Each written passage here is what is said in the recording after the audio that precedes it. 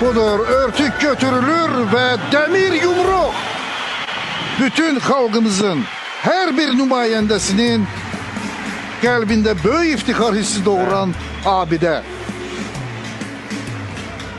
Bu demir yumruq düşmənin başına elə endirildi ki, onlar dabanlarına tüpürüb qaçmalı oldular.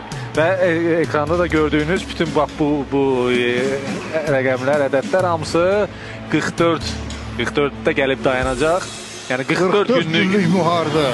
Azərbaycan tarixinin ən şanlı müharibələrindən biri və Azərbaycan torpaqlarının işğaldan azad olunması 44 günlük müharibə. Bildiyiniz kimi bu müasir Azərbaycan tarixinin ən şanlı səhifəsidir. Ən şanlı günləridir, ən böyük günləridir.